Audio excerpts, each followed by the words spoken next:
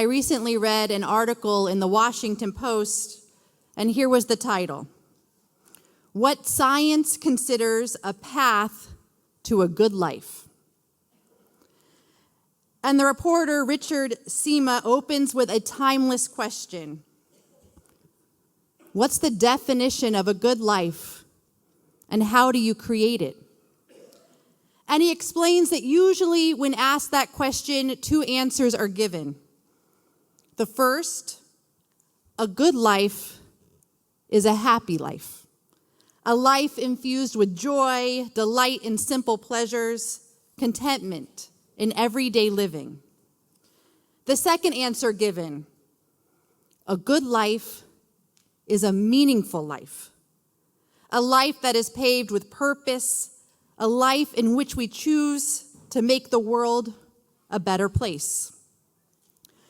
But then the author describes a third emerging answer, what researchers are now calling a psychologically rich life. Psychologically rich life. What this means is that life is open to the full spectrum of experience, the highs, the lows, the challenges, the discomforts, the unexpected turns. And as difficult as that may feel and seem, it's a willingness to embrace it all. To make the contrast clear, he imagines what each pathway might sound like at the end of a person's life. The person who lived happily might say, "Wow, wasn't that fun?" And the person who lived meaningfully might say, "I'm content because I know that I tried my best to make a difference." And the one who lived their life psychologically rich would say, "Unbelievable. What a magnificent journey." And as I read the article, I found wisdom in all three paths. And indeed, the scientists claim the paths are not mutually exclusive.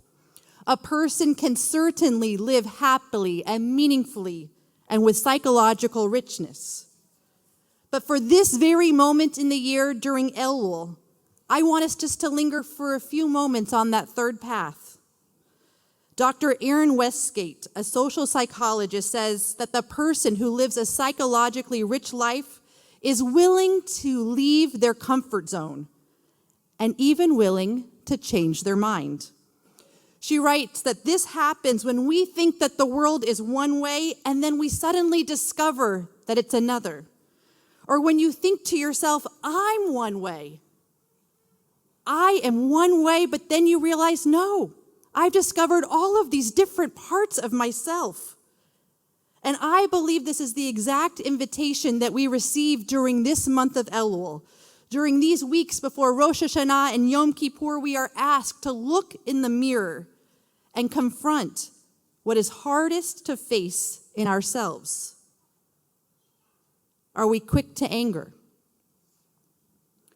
Are we chronic gossipers? Are we stubborn or critical? Do we nitpick others, or perhaps do we nitpick ourselves? Are we rooted so firmly in our ways that we leave no room for other perspectives? Do we cling to the following phrase, "I know I'm right. I don't need to listen"? Now, I know I'm not speaking about anyone here this morning. It's for other people who are listening to the sermon later. But just in case it might resonate, I want to remind us that Elul, this month, it doesn't demand that we change everything about ourselves. We have to be realistic. But this month allows us to approach the new year with curiosity. Because what if another perspective could open our eyes to something nourishing, fulfilling, surprising, something we didn't know we needed? A path to a good life, I think our tradition reminds us, is the one in which we can admit we just don't have all the answers. Instead of clinging to certainty, we can search for new questions, new angles, new ways of seeing. And so we ask God during this month, Holy One of Blessing, help us to see with different eyes. A Hasidic story makes the point. The Maggid of Mezrich, he was the successor to the Baal Shem Tov. He once had a visitor who came to him in utter despair. Rebbe, the man asked, when I look at myself, all I see is weakness. And when I look at the world, all I see is darkness. Nothing gives me hope. The Rebbe listened and replied, your problem is not the world. Your problem is your eyes. You're only looking through your own eyes, and I have to tell you, they are clouded. But try to look at the world through someone else's eyes. See yourself the way that God sees you, with eyes of mercy. See yourself the way that your best friend sees you, with eyes of love. Then you will find light, where before you only saw shadows.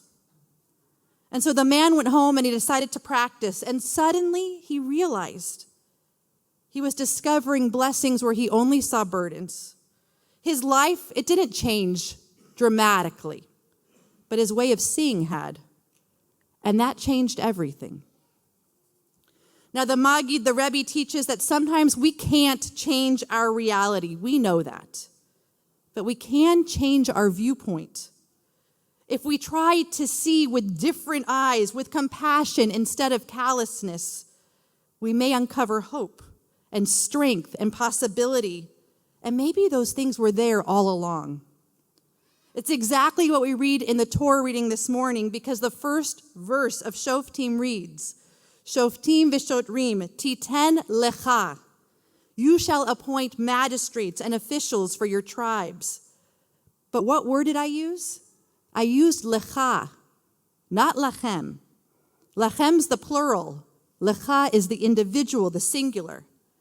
And the 19th century commentator, the Sfat Emet, says, the reason why lecha is used in this verse is that we're not only meant to establish external judges, but you are meant to establish an internal judge.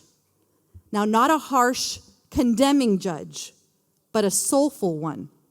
An inner compass that allows us to pause, to re-examine our impulses, our habits, our quick critique, and our self-slander. An inner judge might ask, what might this moment look like if I decided to see it from a different vantage point? Now, a confession. I didn't realize that once you pass 40, that one pair of glasses is just not enough. And I don't know why any of you didn't tell me this. I'm wearing contacts. I'm trying out all these different contacts now. And so this week I went to the eye doctor, and in preparation for updating your diagnosis, your prescription, the eye technician had me go through a series of tests. I'm sure you've all gone through this. Now, I've taken, like you, probably thousands of exams in my life, the SATs and the GREs and ethics tests and rabbinical school exams, but I become very stressed when I take an eye exam. And the one I dread the most is the peripheral vision test. Yes, because you have this button in your hand, you close one eye, and every time you see a red light on the outer side of the circle, you have to push the button. And I never push the button on time. And after I was done, the technician said, are you okay?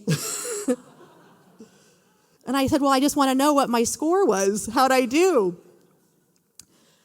And she smiled and looked back at me and said, don't worry. You can't help what you can't see.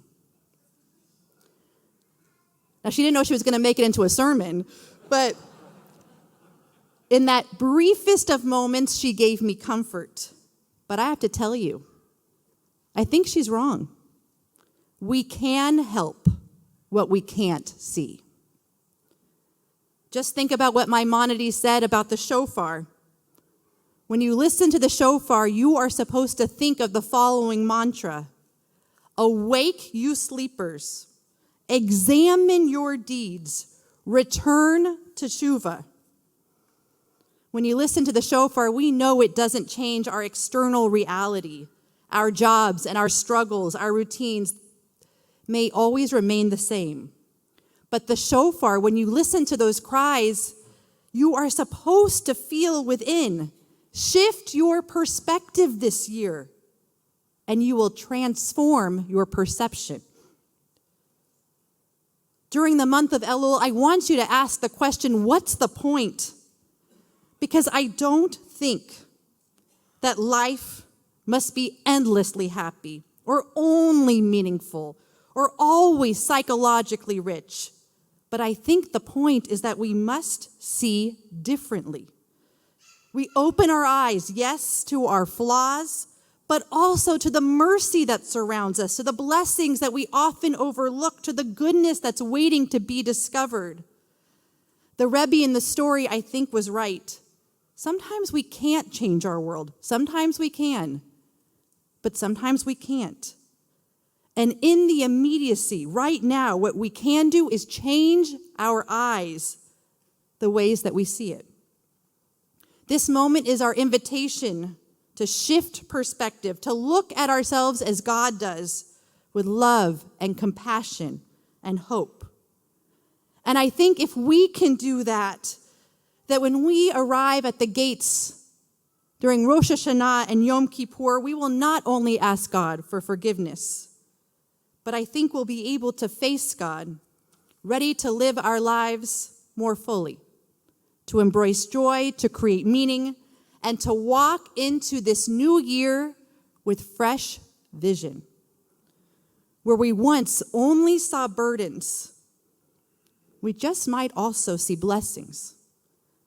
And then perhaps one day, God willing, long, long from now, when our own lives are measured, we too might be able to say, unbelievable. What a magnificent journey. Shabbat Shalom.